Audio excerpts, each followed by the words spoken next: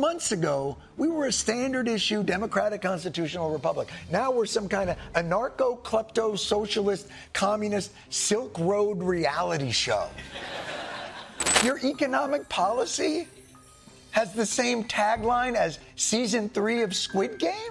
How do you mess up the economy, threaten the Constitution, and still have time to post yourself as a Jedi on Star Wars Day? That's Donald Trump's reality, and Jon Stewart has been roasting every chaotic move like it's his full-time job. From taking a $400 million jet bribe to suspending habeas corpus like it's no big deal, Stewart hasn't missed a single opportunity to call out the madness. And the deeper you go, the more insane it gets. But what happens when the jokes start getting a little too real and Trump's reactions say more than his words? Well, let's see. Let's start with when Donald Trump kicked off his trade war. Well, it came with big promises, tougher deals, stronger industries, and a booming economy. But what followed was one of the biggest market collapses in years. Over $6.5 trillion in value vanished from the global markets. And right in the middle of that chaos, Trump wasn't at an emergency meeting or addressing the public. He was playing in a golf tournament. Jon Stewart broke the moment down with his usual sharp timing.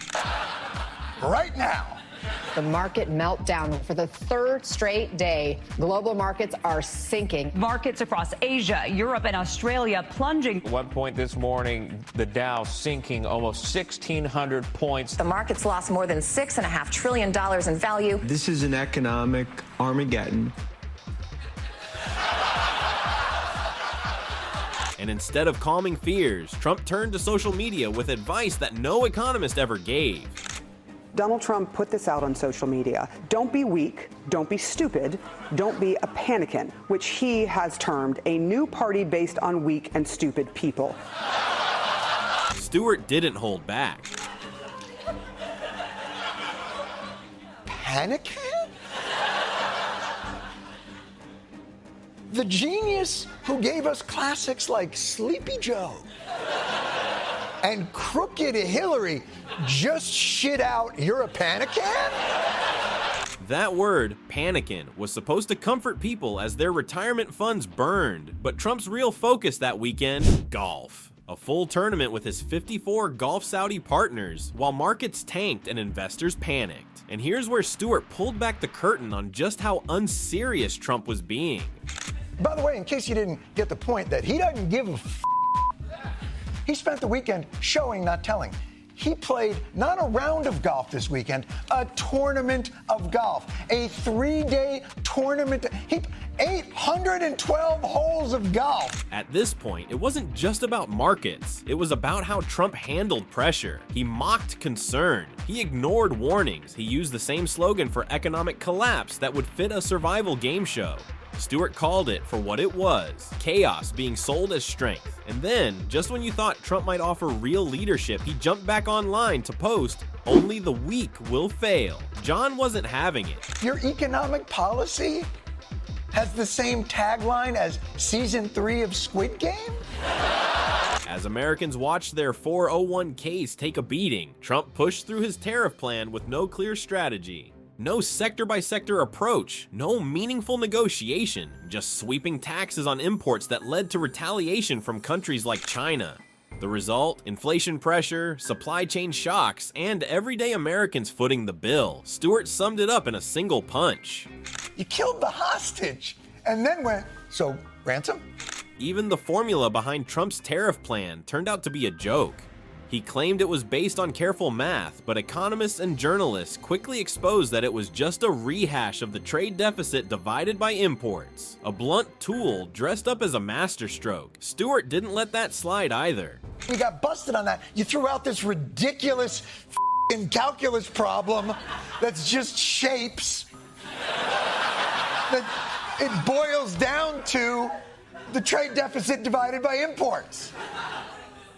And the consequences hit hard. Countries like Lesotho, a poor African nation that had very little to do with any of this, got slapped with 50% tariffs. Trump had promised leverage. Stewart pointed out how fast that leverage fell apart when the world called his bluff. No backup plans, no coordinated strategy. just bluster. This was the start of a pattern, and Jon, he stayed locked in, clip after clip, breaking it all down with facts, fire, and jokes that hit even harder than the headlines. Then Trump started floating the idea of staying in power for a third term, a direct violation of the US Constitution, not in a joke, not offhand. He openly discussed ways it could happen. Jon Stewart picked it up right away, and the way he broke it down made it clear how serious it really was.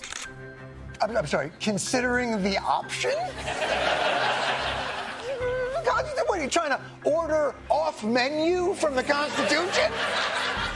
Trump even suggested that JD Vance, his vice president, could run, win, and then just hand power back to him. That wasn't a mistake.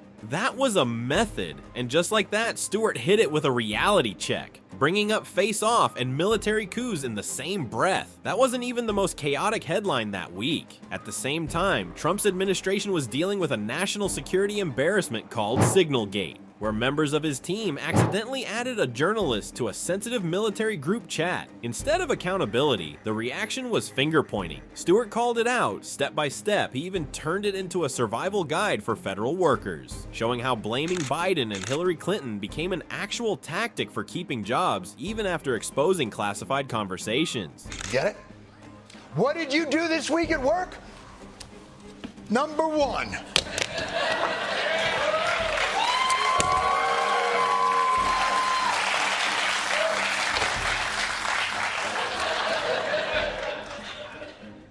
I repaired the damage done by f***ing Joe Biden. And when that wasn't enough, they shifted the blame onto each other. CIA blaming defense, defense blaming National Security Council, National Security Council blaming Mike Waltz. Every level of that disaster had the same message: don't blame us. Stewart showed just how deep the problem went, not just in the leaks, but in the culture that refused to admit anything went wrong. Then came the excuse that always shuts everything down. I don't know what that is. It was the final answer when nothing else worked. Should always be, I have no idea what the f*** you're talking about. Hold on, I think I'm getting a call.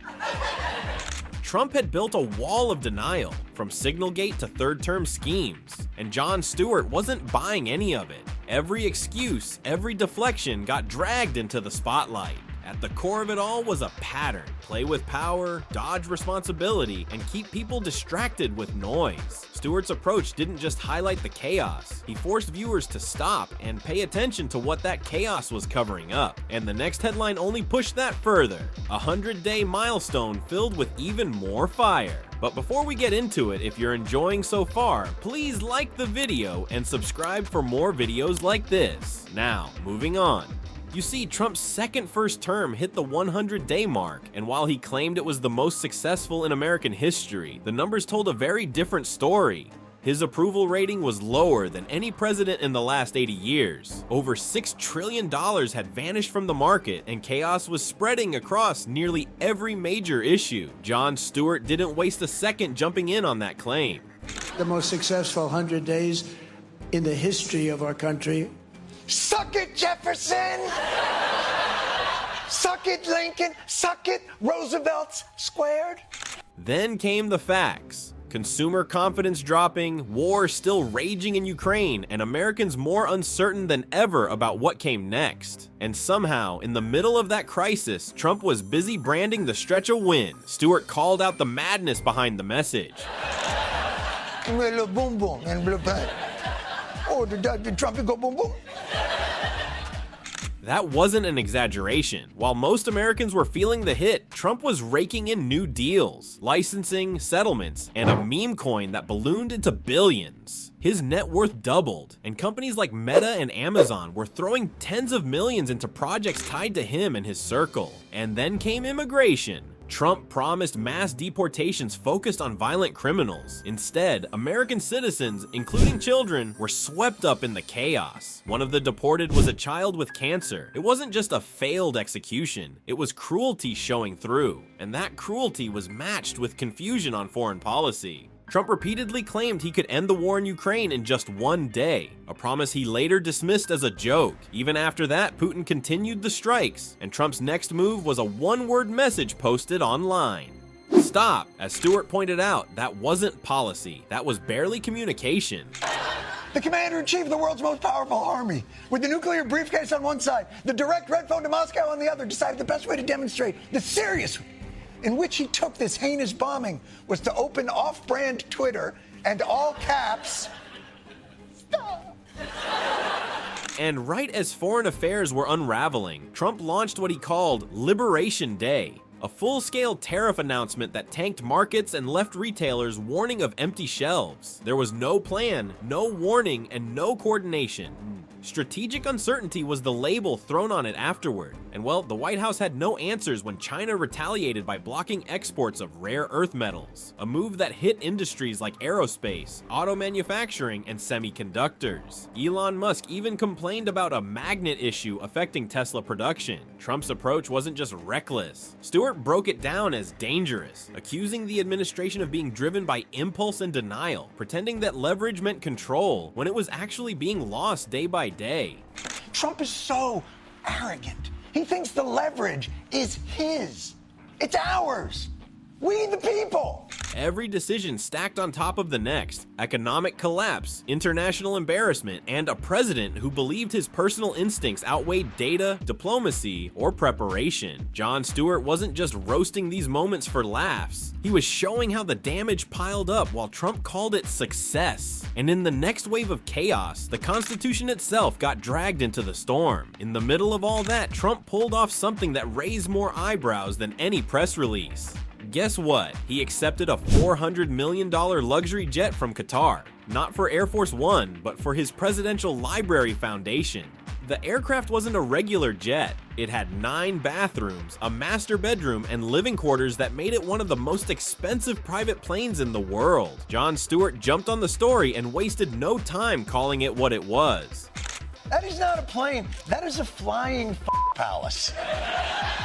Qatar has known ties with groups like Hamas and strong relationships with China and Iran. Despite that, Trump was quick to defend the gift. But that kind of gift violates Article 1, Section 9 of the US Constitution, which bars presidents from accepting any gift or payment from foreign governments without congressional approval. Stewart wasn't just laughing, he was laying out how dangerous and shady that deal looked. The headlines didn't stop there. Just after the jet story, Trump made another announcement, this time about prescription drug prices. He said they'd be dropping by as much as 80%, almost immediately. His explanation, other countries would just start paying more. The move wasn't a reform built on policy research. It came from a story Trump told about his friend, described in front of cameras as a famous, successful, seriously overweight businessman who went to London and bought a weight loss drug for way less than he pays in the US. Morgan's like, I'm trying. This poor guy. He's just catching strays in the middle of a presidential press conference.